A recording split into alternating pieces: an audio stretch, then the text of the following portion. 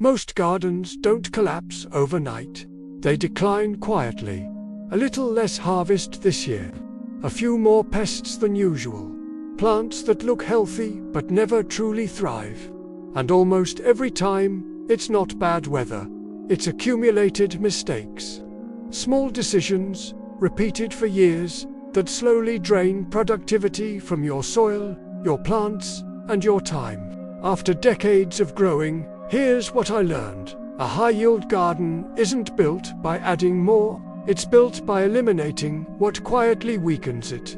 Today, I'm walking you through 12 mistakes that silently reduce your harvest and how to fix them. Some cost you weeks, some cost you entire seasons, and one of them can lower your yields for years without you noticing. Let's start with the one almost everyone makes. 1. Planting without a long-term plan. Most gardens are planted emotionally. You see a plant, you imagine it thriving. You stick it wherever there's space. But without structure, gardens become chaotic ecosystems. Tall plants block shorter ones. Heavy feeders drain soil unevenly. Harvests all mature at once, then nothing. A productive garden is layered. Fast crops, mid-season producers, long-term anchors. When you plan in layers, your soil is used efficiently. Your harvest is staggered, and your work becomes predictable. Random planting feels creative. Strategic planting creates food. 2. Choosing low-return crops. Not all plants pay you back equally. Some occupy space for months and give you one harvest. Others produce continuously with minimal effort. If your beds are full of single-return crops, you're trading labor for very little yield. High-performance gardens prioritize cut and come again, greens, repeat-producing vegetables, perennials that regenerate annually. It's not about growing everything. It's about growing what compounds. 3. Overwatering. Overwatering doesn't look dramatic. It looks responsible, but too much water suffocates roots. Roots need oxygen as much as moisture. When soil stays constantly wet, roots weaken. Disease thrives. Growth slows. Frequent, shallow watering trains roots to stay near the surface. Deep, infrequent watering forces roots downward, creating stronger, more drought-resistant plants. If your plants look stressed despite constant watering, you may be drowning them slowly. 4. Ignoring soil structure. This is the mistake that costs people years. Soil isn't dirt, it's biology. When soil lacks organic matter, microbial life declines. When microbes decline, nutrient cycling slows. Plants weaken, even if you fertilize. Weak soil creates dependency on inputs. Healthy soil creates self-sustaining fertility. Add compost. Protect soil with mulch. Avoid constant disturbance. Build the soil, and it builds the harvest. Neglect it, and your yields quietly shrink season after season. 5. Overcrowding. More plants does not equal more food. Overcrowding creates competition for light, water, and nutrients. Airflow drops. Disease spreads faster. Root systems tangle and underperform. Spacing feels wasteful. It isn't. Proper spacing allows each plant to reach full genetic potential. A single thriving plant will outperform 3 struggling ones. 6. Harvesting incorrectly. Many plants are designed to reward proper harvesting. Leafy greens, herbs, beans, they increase production when harvested strategically. But if you remove too much at once, or cut from the wrong place, you stop future growth cycles. Harvest outer leaves. Leave growth centers intact. Encourage regrowth instead of resetting the plant. Done correctly, one planting becomes multiple harvests.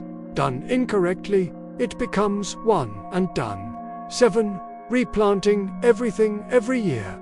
Annual-only gardens demand constant labor. Sowing, transplanting, clearing, repeating. Perennials shift that dynamic. Once established, they return stronger each season with less input. Fruit trees, asparagus, berry bushes, perennial herbs. A smart garden reduces annual workload over time. If every year feels like starting from zero, your system isn't compounding. 8. Ignoring sunlight patterns. Light is currency, and not all areas of your garden receive equal deposits. Planting sun-loving crops in partial shade guarantees weak growth. Mapping your sunlight, even casually, can increase yield. Observe morning sun zones, afternoon shade pockets, seasonal light shifts. Placement is leverage.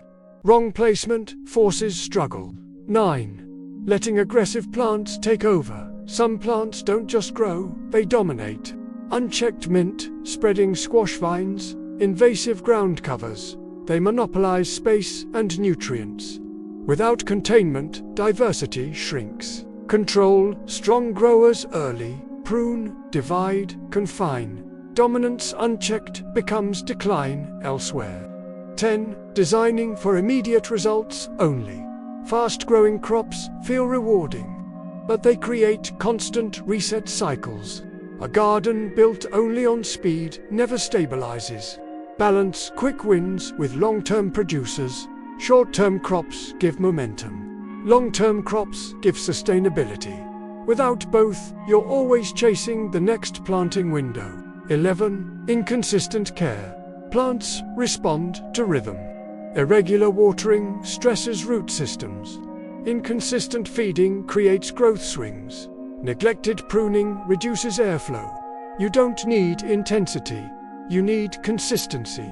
Small, steady inputs outperform occasional bursts of effort. Predictability creates strength. 12. Trying to grow everything. This is where most gardens break down. Too many crops, too many experiments, too much maintenance. Your time divides. Your soil resources divide. Your attention divides. And everything underperforms. High-yield gardens are selective. They grow what matches the climate, the soil, the space, the gardener's lifestyle. Focus multiplies results. Spread too thin, and even good plants struggle. Here's what separates struggling gardens from productive ones. Struggling gardens are busy. Productive gardens are intentional. When you remove structural mistakes, yield increases without adding a single new plant. Better spacing, better soil, better planning, better selection, less waste. Because, in the end, the most productive gardens aren't the ones that do more. They're the ones that waste less. And that's how a garden starts paying you back.